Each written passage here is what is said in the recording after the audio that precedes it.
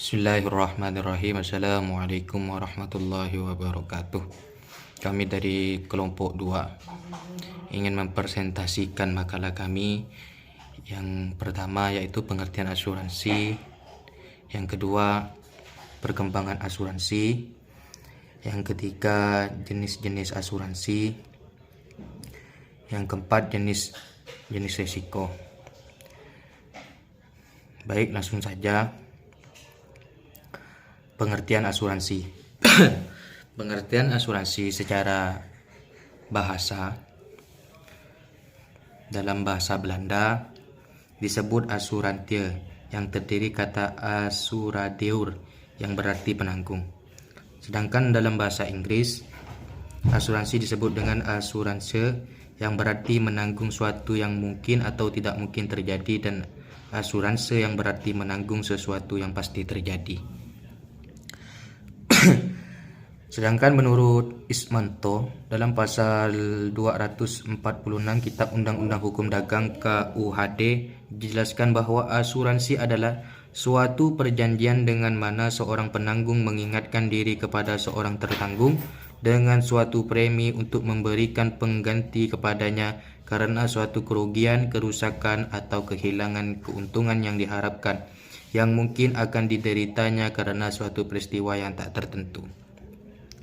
Sedangkan menurut Suparjono, secara umum asuransi dapat diartikan sebagai persiapan yang dibuat oleh sekelompok orang yang masing-masing menghadapi kerugian kecil sebagai sesuatu tidak dapat diduga. Apabila kerugian ini menimpa salah seorang dari mereka yang menjadi anggota perkumpulan itu, maka kerugian itu akan ditanggung bersama oleh mereka. Jadi asuransi itu adalah suatu perusahaan yang meringankan beban seseorang yang tertimpa oleh musibah, dengan syarat dia harus membayar uang dengan perbulanannya, yaitu ansurannya. Yang B, perkembangan asuransi. Sejarah mencatat bahwa perusahaan asuransi yang berdiri pertama kali di beroperasi adalah Semarang Si yang berdiri pada tahun 1816. Perusahaan seangkatannya adalah Javase, Arjone, Verita, dan Mercurius. Asuransi jiwa yang pertama kali muncul adalah Bumi Putra 1912 di Magelang atas prakarsa seorang guru yang bernama M.Ng. Dwijoswejo.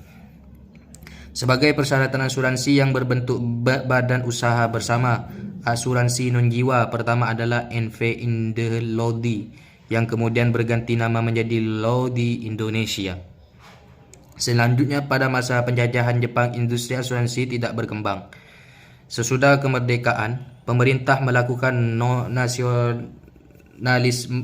nasionalisasi atau sejumlah perusahaan asuransi termasuk NV, Asuransie Maatschappij de Nederlandem, dan Bloemvende II, memiliki Belanda, yang didirikan tahun 1845, yang diubah menjadi Umum Internasional Underwriter UIU, yang perusahaan asuransi Inggris yang diganti nama menjadi Bandasyaraya pada tahun 1972. UIU dan Bandasyaraya digabung menjadi Asuransi Jasa Indonesia.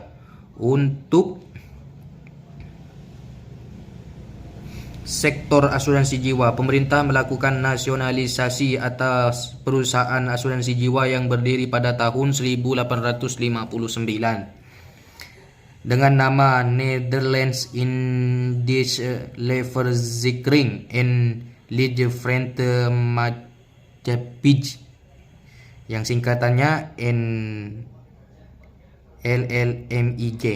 Tahun 1553 berdirilah suatu perusahaan asuransi profesional swasta, Maskapai Reasuransi Indonesia Marine, yang diusul oleh pendirian PT Reasuransi Umum Indonesia, yang singkatannya Indore. yang merupakan perusahaan asuransi memiliki pemerintah, Lembaga Pendidikan Asuransi Indonesia.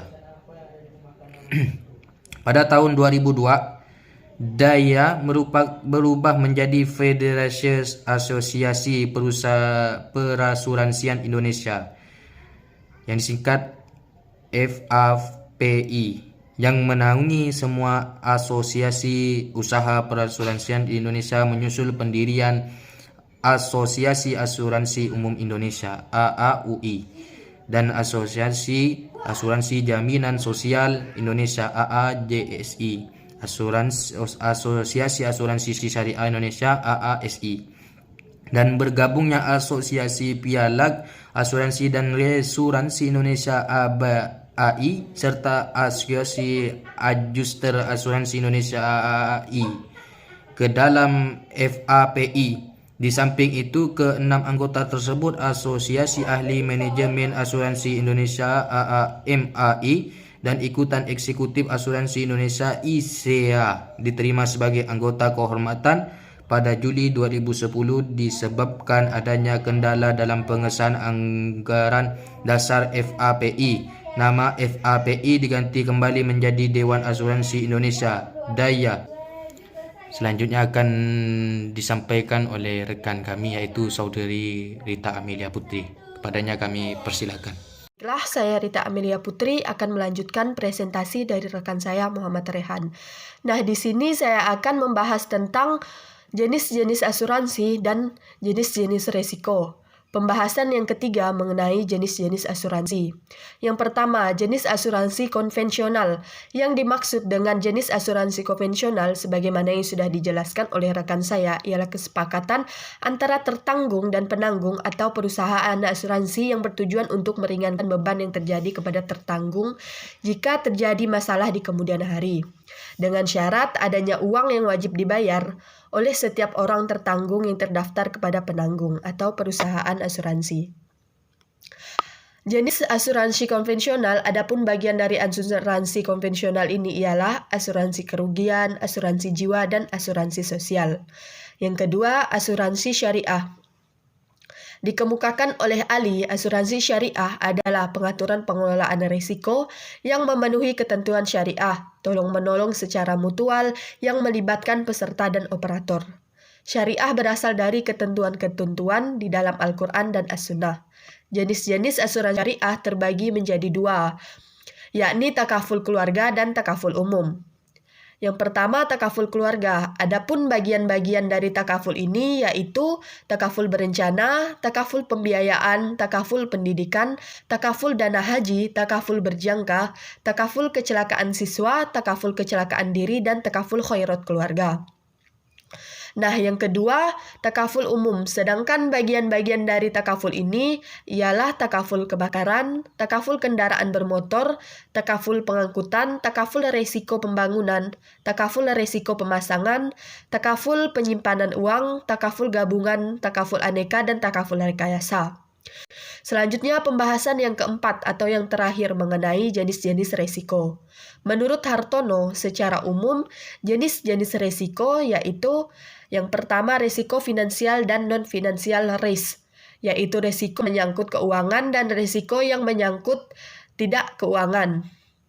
Nah, yang kedua, risiko statistik dan dinamis risk, yaitu risiko dinamis adalah risiko yang timbul dari perubahan dalam bidang ekonomi seperti perubahan harga, selera konsumen, pendapatan, dan teknologi yang dapat menimbulkan kerugian finansial pada masyarakat sehingga sulit untuk diprediksi, sehingga risiko statis disebabkan oleh hal-hal seperti bahaya alam dan ketidakjujuran.